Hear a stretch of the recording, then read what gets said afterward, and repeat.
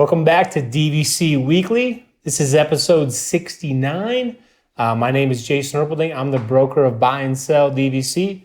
As always, I'm here with Scott Ferrioli. I'm the owner of DVC-Rental.com and BuyandSellDVC.com. And today is June 1st, 2022. 11-month window from today is going to be May 1st, 2023. And your 7-month window is going to be January 1st, 2023. Scott, let me ask you this. You've been in Florida how long?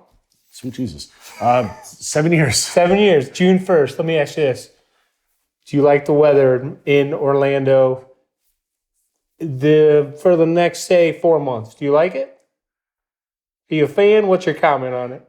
It's warm. It's warm and humid. I love being down here, especially during the non-summer times, but it is really hot here, this time of year and for the next several months. And luckily, you're spending a lot of times indoors and going to your car that's air conditioned. So there's a lot of inside time, but go to the parks can be a little warmer. Okay. I will tell you this. I love the weather right now. Really? I love the hot. And the reason I love the weather is because I know exactly what is going to happen between June 1st and the end of September, pretty much. The sun's going to rise sometimes as early as 6:30 and set around, 8:58 or something sometimes. And every single day, at 2 o'clock, it's going to show that there's a chance of thunderstorms in the afternoon. So the reason I asked this is because I just saw someone in another Facebook group. They're like, the post was something like, my worst nightmare has come true. I've saved for this trip to come to Disney. It's my first time. I noticed the weather report next week says it's going to rain every day. That's the weather report every day from June 1st till the end of September. That's just what it is. I always joke around that the weather people down here don't actually do any work on it. They just take the whole summer and they just say it's going to be they just randomize it. It's going to be between 90 and 97, 50% chance of rain starting at 2 o'clock. And that they just set it and forget it. They leave that the whole summer. Plus, the other thing is that, yes, the feels like in Orlando, maybe it's going to get to 103 or something, but the temperature generally does not get over 100. No. The temperature is usually between 93 and 99. So we don't have, you can live in Texas and the temperature can get as high as 111 or something. The reason I love the weather is because I know exactly what's going to happen. There's the range of difference between each day during that time is 5 degrees. There's no difference. So, I would say, and I also just want to add that, my family recently went to Ohio over July 4th because my mother-in-law's birthday is July 6th. Mm-hmm. And so now, keep in mind, of course, my wife grew up in Columbus, Ohio, moved to Florida in 1998. But they went there, they packed. It was extremely cold when they were there. Mm-hmm. Again, I can't remember what year this was. And so my wife didn't pack any sweatshirt, jeans, or anything. And, she got upset. My mother-in-law got upset. We're like, why didn't you? And my wife was like, I didn't know it was going to be cold in July in Columbus. Yeah. So I'm just saying that I love the weather because what's going to happen. Yep. Every day. Like you say. That's true. The weathermen, it's going to be the same thing. And for most Floridians, they say it doesn't rain before 2. Of course, sometimes it does, but for the most part, it does not. Yep. And truthfully, a lot of times you're happy when the rain comes. Because a lot of times the temperature drops, 10 degrees, 15 degrees once the rain comes. And rain only lasts normally for half hour, 45 minutes. Sometimes it can get a little muggy after that. Because if it was me, and I'm vacationing, I'd be staying at Bay Lake Tower. I'd get up at sunrise. I'd get to the Magic Kingdom ASAP.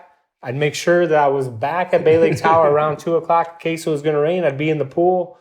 And then I just go back and forth between the pool and inside if the rain starts coming. So sounds like a good plan. Yeah. So now we're on to the buy and sell DVC side of things. And I'm just going to mention Aulani real quick. We're going to try and keep this episode short because last week I talked a little too much. I don't know if we lost a couple of subscribers or not. So this one's going to be short and sweet. So stick with us. Be sure to hit the like button, subscribe button. Remember, Scott's on TikTok. So we have Aulani. And I just want to mention that if you stay I believe if you stay anywhere in Hawaii, this is not just Aulani. If you stay at the Hilton, stay at the Marriott, you have what's called a transient tax. Yep. Okay? Do you want to explain the transient tax? Because you have renters on renting Aulani. They're correct, yes. And the way Disney works, at least, I'm sure other hotels are probably similar, but when you go into Aulani, if you're not a resident, they do charge you an extra tax on top of it. What it is that they also, Disney charges you by what room you have. So studios pay less, 1 bedrooms, 2 bedrooms, 3 bedrooms pay more. And as the amount of points goes up, with the room view as well, you have to pay more for each one as well. It's not very expensive. The studios, maybe you're looking at about $10 a day tax. So, I mean, it's not like a gigantic tax, but that is something you need to consider, is that they do charge the extra tax on there for non-Hawaii residents. And again, it's not new to DVC. It's all of Hawaii. No, yeah, it's all Hawaii. Disney's not getting you with this extra tax, and right. They're not being punished by Hawaii. That's what Hawaii does. They just, they always put it, it's already built into your bill when you stay at the Hilton or wherever. Where if you're staying on DVC points, you're not used to there being any additional fees because you've already paid for the points up front. So it's just something to consider, is that when you do stay at Aulani, they do charge you this transient tax. Right, and again, it's a nominal fee, like he said, $8 to $12 or something per night.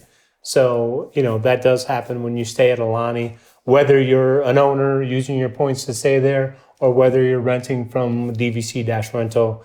You're going to pay that transient tax. And you're going to pay it for, like, if you check in, you're just going to pay it right then. Yeah. You just pay it right then when you check in. It's pretty smooth. And then the other thing I just want to mention is, if you own an Aulani property and you go to sell the property and you're selling it for more than what you paid, you are going to have to pay a HARPTA tax, and that is 7.25%. You're going to pay that for more than what you paid for it. And again, there's a form you can fill out, like maybe you're selling it for $1,400 more. There's different forms you can fill out to lower that tax or to get that tax back. But I just wanted to mention that as well, because that's one of the unique things about Aulani. And maybe over the summertime, you'll want to go to Aulani because you prefer the weather in Hawaii over the weather in Orlando, So just to confirm, you said the 7.25% tax, that is on the profit, correct? So basically the closing company will generally, they're going to charge the 7.25% on the entire sales price at the time of closing. They send you a link. There's a form you can fill out. Why does your form look like a cheeseburger? I think I'm just getting hungry because there's a form you can fill out. I'm like, oh, that's a nice cheeseburger you got. And then they provide all the information for you. You just have to plug in the numbers, like this is my original purchase price, sales price, and everything. And then you get the tax back. But the closing company, and there is a HARPTA specialist actually that I can get you in touch with, who maybe they can, they can answer more questions as far as that goes. But that's why it's good to use a company like ours, because Jason has so much experience. He knows people. He knows the people who can do the HARPTA stuff. He's got a lot of experience. This is stuff that I don't know as well. And honestly, I'm sure there's a lot of other companies don't know as well, because again, he brings different experience than a lot of other brokers out there. So I just wanted to mention that real quick. And now we're on to the food review of the week. Ty, do the magic thing. Come here, I'm gonna eat you! Get in my belly! So for today's food review, actually, before I go on there, I want to ask you, are you a churro guy? A churro guy. You know what a churro is, right? Yeah. I'll put you on the spot here. Yeah. I know what a churro is. I'm trying to think of the last time I had a churro, though. Do you like churro? You don't remember? It's been a long time since It's been a long time. Churro. Who doesn't like a churro? Does that have cinnamon on it? So my son may have to turn down a churro. I actually have written down on here, I made some sort of joke, I forget what it is that most of them have cinnamon on there, so I know your son has a huge aversion to cinnamon. But I went to Disney Springs a couple weeks ago. Honestly, it's the same exact trip where I did Wine Bar George, because we're busy working. I don't get to get out as much as I would like, and so I try to knock out as much stuff as I can. And we went to the Sunshine Churros cart at Disney Springs. And I have to say that this was the best churro I've ever had. Absolutely fantastic. Super. We got there relatively. Again, this is before we went in to eat. So I just had to ask real quick. Would you say the over/under on the number of churros that you had in your life is over or under 50? Just so less than 50. Okay. 50. Just making sure. I'm not a huge churro guy, but I probably had churros 10, 15 times. Okay. I enjoy churros. I just don't get them a ton. But this was best churro I've ever had. We got there relatively early in the morning. It was before we went to Wine Bar George, so it was probably somewhere between 11:30. and super, super fresh. A lot of churros are just kind of like a regular cylinder. This one was like two kind of like twisted around. So it was like a twisted churro. And it had a lot of great options. I think I'll go in it later. They mentioned, yes, okay, good. I got the strawberry cheesecake churro. So they pull out this churro, it's twisted, and they bring out this container of like cinnamon, sugary flavor stuff. And they put the churro in there, and the guy's literally just kind of like dumping the stuff on it. And then they give you a very small little side of cheesecake frosting. So it's like cream cheese-based cheesecake frosting. My only complaint is that I just wish they gave you more of the cheesecake frosting. There really was not enough for the whole churro. They could have used almost twice as much. But again, I'm not going to complain because this was, again, best churro I've ever had. I give this a 9.2. 9.2 on best the churro he's ever had in his life. Best churro I've ever had. 9.2. Where was it at? I already forgot. Sorry. Sunshine Churro Cart. Which is near where at the? It's by it's by the Starbucks, not in the landing. I guess it's kind of over towards I forget what it's called, like West Side. Yeah, by West Side. It's right outside. It's right outside the Starbucks building. This was $7.95. They also have two shareable or just my wife and I shared this, and $7.95. Proud of you. Thank you. I always share. My kids were not there as usual, but they have a couple different options. For $7.95, they have the strawberry cheesecake, an Oreo, French toast, a dulce de leche one, and a dip churro that they dip in Nutella. Oh my god! I have to know get you like this. Nutella. Whoa! Wait, they have a churro dipped in Nutella? Churro dipped in Nutella. And you pass on that. The strawberry cheesecake pulled me in, but I would look at that one as well. And for $6.95, they have options: traditional cinnamon, have your son watch out; apple pie, that's intriguing to me as well; fruity pebbles, and salted caramel. So lots of great options, different prices. Again, I'm sure as you probably realized by now, if you're one of the 3 people who've watched a bunch of the episodes, that I'm not as lenient with a lot of these. I give them a little harder grades than probably, again, I see people all the time, everything gets a 10 when they try it. I'm a little tougher on stuff. This was absolutely fantastic. And again, if you go there, I don't know if it's not going to be as fresh, it'll be stale, it won't be as great. But the one we had was, wait, why would I go there and be not as fresh? Why? I figured we went there earlier in the morning, so I figured maybe they were like fresh. Wait, did you already give that tip out? I mentioned earlier that I was there somewhere between 11 and 11:30, and they were really, really fresh. I don't know if by 6 o'clock, 11:30. Maybe they've got new rounds of churros coming out. Churros sometimes they're really fresh and they're like crispy on the outside and soft. They all have different textures sometimes, maybe based on how long they've been sitting around. But this churro was absolutely wonderful. I would absolutely get this again. I want to try a couple of these flavors. I mean, these are really, really good. Are you a funnel cake guy too, or no? I do like funnel cake. I don't get as much just because a lot of times in the parks, it's a little tough to eat. I always end up with powdered sugar all over me and everything. It's a mess. But I do like funnel cakes. Do you know where your best funnel cake came from, or I no idea? Oh, mine personally? Yeah. I have no idea. Probably one of the ones at Epcot. They had some. Epcot for Food and Wine a couple years ago had the lemon cheesecake ice cream and blueberry on it. That was absolutely fantastic.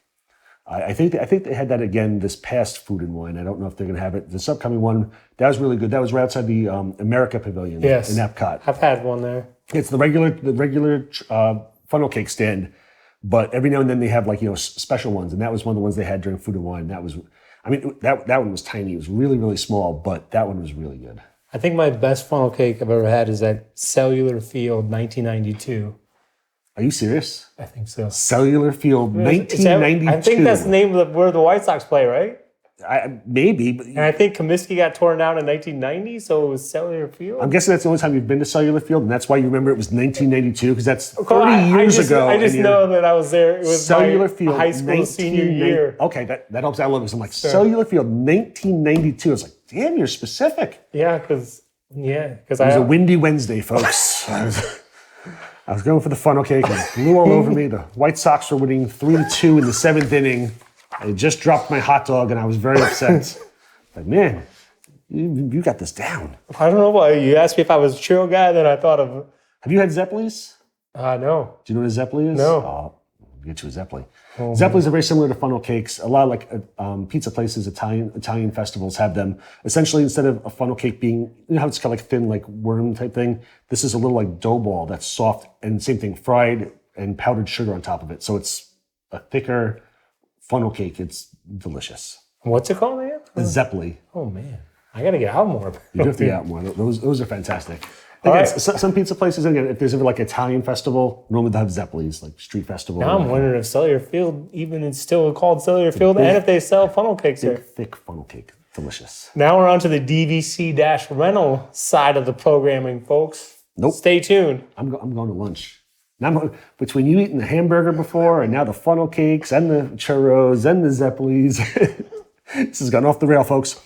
So, all right, the Guardians of the Galaxy coaster. I'm going to go back to Guardians of the Galaxy. You mentioned a couple weeks ago because I've ridden the ride now. It was a very good ride. We've ridden it a couple times during previews. I have some compliments and some complaints about it, just so people know. On the complaint side, there's a large queue outside. And again, maybe they're going to change this. This was during the previews, but essentially it was like a big, I would say like parking spot, like just a big blacktop area, and it just had some tape going down there, and you're literally just walking in this asphalt in this queue outside. No shade, no theming. Wear your hats, folks. No, yeah. So it can get really, really hot. And again, I'm not sure if they could put some shading in there, but again, this was during the previews, and we were outside for a long time, and this was only about a little over an hour wait.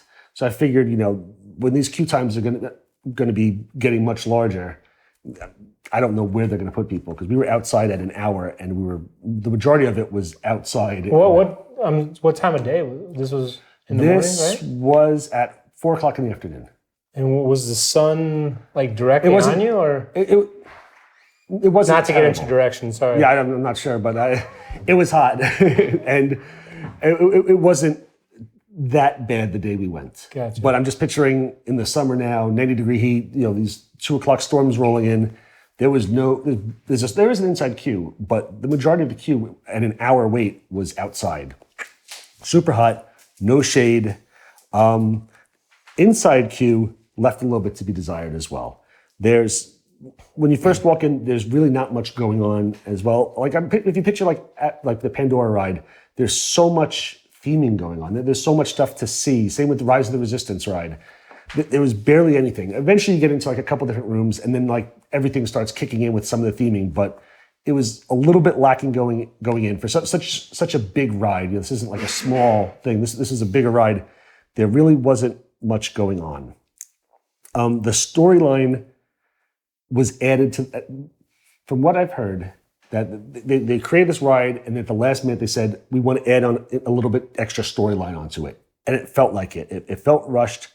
It was just kind of like at the last second, they like changed things around and give you like a little bit of a storyline. And then once you go on the ride, it's harder to follow, and it's harder to see, and it doesn't. I just saw your next complaint already. The next complaint? I'm scared for myself. It should be. The storyline was added, so there's not as much going on about it. It seemed like it was disconnected. And this ride, I've seen a lot of stuff online. People are absolutely loving this ride. It can be intense. It's not safe for me, apparently. No, you would not like this. You're on a roller coaster, and it is turning sideways as you're going, and there's a backwards portion. When I got off the ride, it's the only time I've seen it before is on Mission Space, where I got off the ride and saw people sitting on the ground feeling sick. I mean, I got off the ride, the lady behind us was like wobbly, and like the people walking with her had to like hold her as they were walking. And I walked past, there was another girl sitting on the floor, head between her knees while she was sitting there. These are adults as well, not like kids. So it is a little more intense. Going backwards always gets me a little bit. Simulators where you look at screens, there are screens, gets me a little bit. But like roller coasters don't normally get me. Like, I go upside down on roller coasters, I'm fine. But some people, who are a little more prone to motion sickness, possibly you may not like this ride. Now onto the compliments. So your stomach never gets affected on this ride? I mean, your personal stomach. Yeah. I never get sick, but it takes a lot out of me sometimes. Like same with Everest. Like I can sit there, rock and roller coaster, no problem. Everest, because it goes backwards for a while, I'll get off the ride and I'm like, all right, give me 15 minutes before we go on another ride. I just need to like my stomach collect myself. You feel like a little flush, a little just under the weather, like never sick, but just kind of like need to slow down for a little bit and then I'll be able to go again. But this is the same way with this one. It takes a little bit out of me.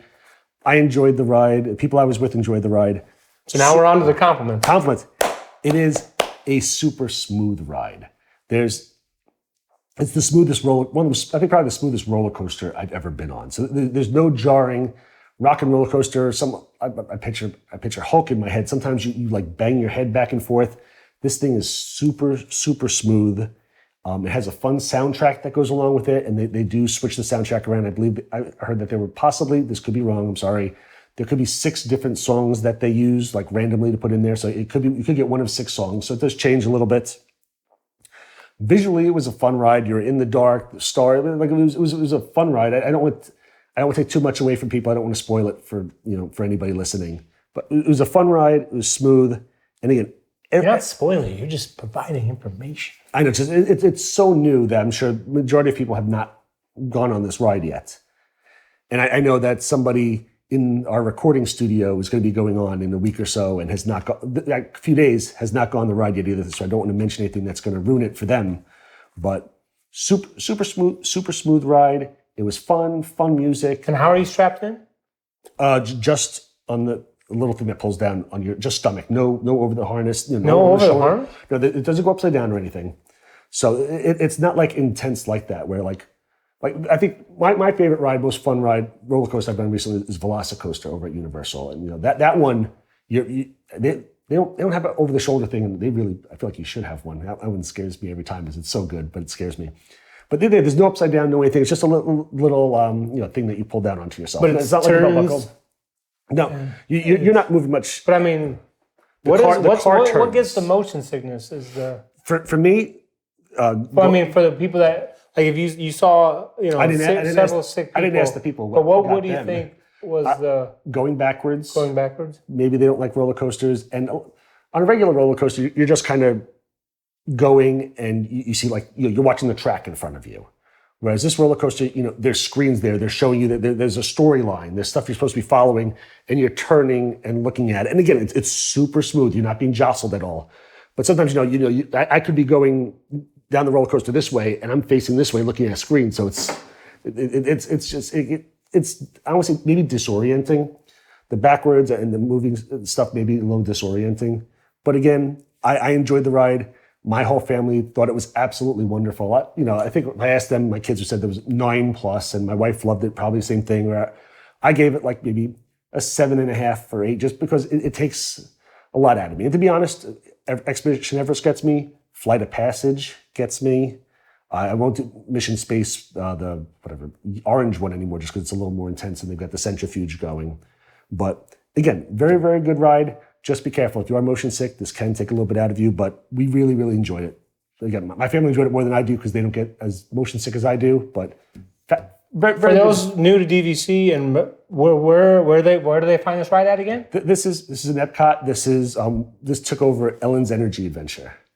So if you're renting from DVC Restaurant and you're staying at the Boardwalk or you're staying at Beach Club, it's a short hop over there. There you go. Again, any resort can get there, but again, nice quick little walk over to Epcot, and you can. You always got new people watching. They need to know. And this ride is one now. Again, I did the DVC preview where they just gave me a time, and I went back to it. Now you have to go and you have to get at 7 o'clock, like Rise of the Resistance used to be. Get at 7 o'clock in the morning. It'll tell you where you are in the queue, virtual queue, and then you come back during the time that they give you and ride the ride.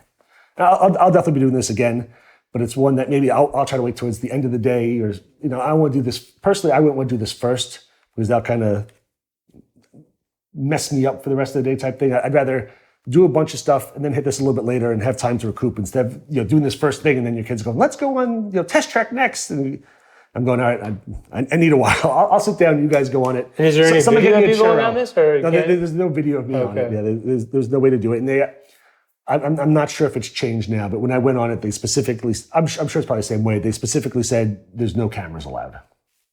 Oh, on the ride. Actually, I think they said inside you weren't supposed to have cameras. Were you allowed to take cameras? Yeah, you were allowed to have cameras inside. But they mentioned that no cameras on the ride. But I'm sure that's going to be the case. So there's no video of me. They do, if you have the photo pass stuff set up, they will show you the pictures on the ride. They've in-ride pictures, but mine never came in. So I don't know. Again, mine was still in testing, so something like like little projection stuff, like inside the queue, like one of the things wasn't up and running correctly.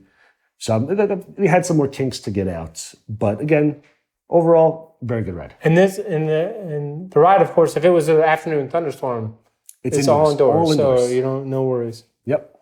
So sounds good. Hopefully, you guys enjoyed the video. We got a lot of information there. Be sure to try the Nutella churro.